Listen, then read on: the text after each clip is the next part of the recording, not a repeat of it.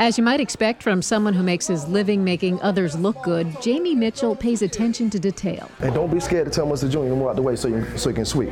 He's also tuned into kids. 7-year-old JR is one of his 6 children, and Jamie was on dad duty one September day when he noticed something any barber would consider hair-raising. I took my daughter to school first day, and so I looked around, and I said, Dad, these kids ain't got no haircuts. The little girls ain't got no present curls. Haircuts cost money, something that can be in short supply for families who live near Jamie's shop here in Roxbury's Grove Hall neighborhood.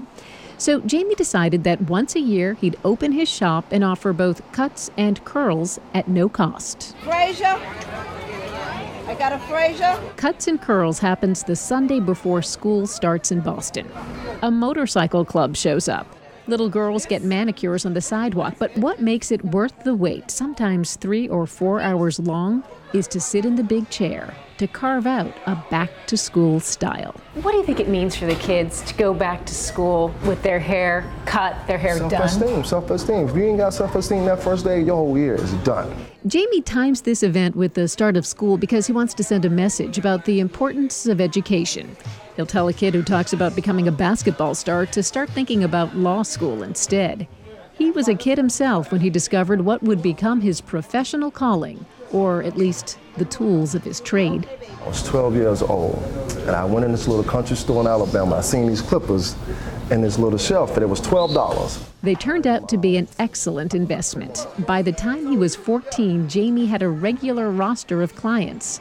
He opened his first shop in Mattapan 25 years ago and kept the name when he relocated to Roxbury. Mattapan's Finest has become a Roxbury institution, Cuts and Curls its own registered charity. What grade are you going into? Third. Sponsors donate enough to make sure every kid gets a backpack filled with school supplies. There are even a few laptops stashed away for families in need. I like this one. Okay. This is the day Jamie savors the most, when he gives back to neighbors often in need. I'm a barber, that's all I can do. I can do that. I can give you a free haircut, I can give you a backpack full of your school supplies. You got all the corporations out here, they can do the same thing. They can do what they do best. You know, that's why I wish that everybody would do what they do best and give back to people. Because there's always a way to leave your mark. Stephanie Lydon, WGBH News.